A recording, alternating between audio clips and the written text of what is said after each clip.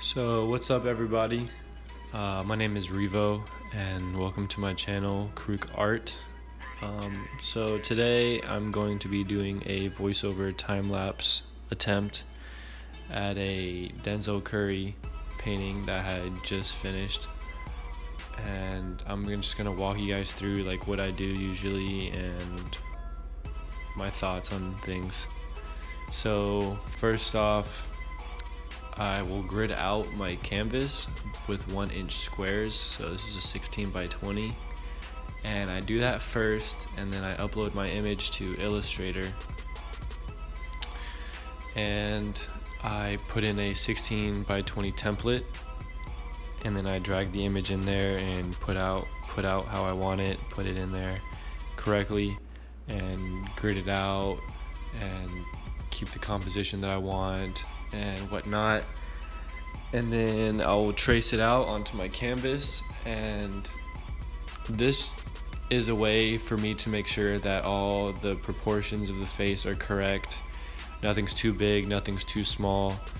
And a lot of people say this is kind of cheating in a way, but I really don't believe that. I mean, because I could draw it, but I choose not to, because it just gives me that confidence while painting to know that everything is fine, everything is proportionate, all the lines are correct, like everything is how it needs to be. And it kind of just a reassurance kind of thing, and also just helps me take another step towards making sure this is a hyper-realistic painting. And so while I was talking just now, I put down the first layer of oil with a lot of liquid, so it's kind of thin, not the thickest layer, and that's just so it dries faster, and also just so I get something on the canvas and make sure I know what I want to be painting and what colors to go where mainly. And then I'll go in with a softer brush. What I used before is like a really thick hog hair brush, and what I'll do now is go with a softer brush, and that helps me create better blends and get the right texture that I want for the skin.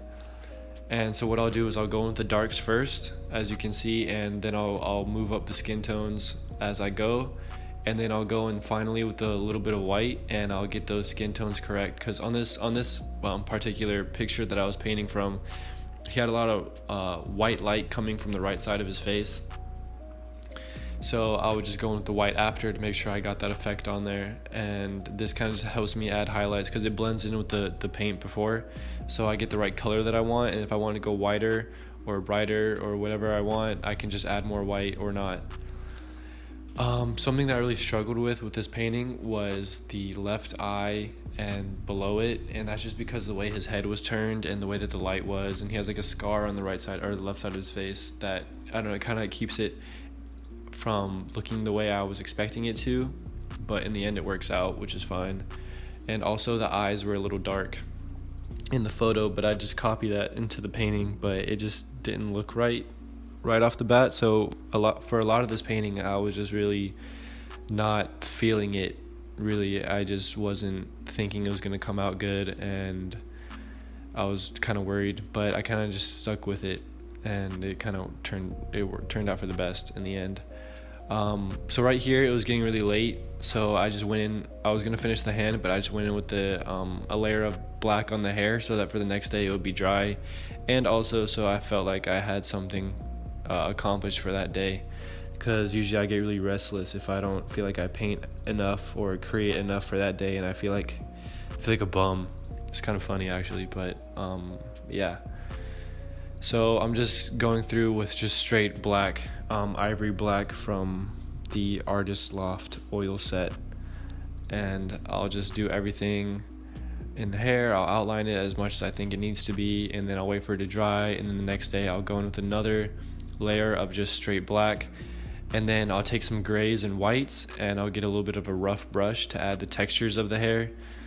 Because the hair is never just straight black, you know, there's layers to it, there's different shading, different highlight points on it, and yeah. And also sometimes I'll skip ahead and put the facial hair on the face before I'm done even doing all the skin, so that I have skin layers below the hairline, or below like where the hair follicles would be, to give it a more photorealistic effect, because no one's eyebrows are ever just straight that one color. There's always skin below it, whether you see it right away or not.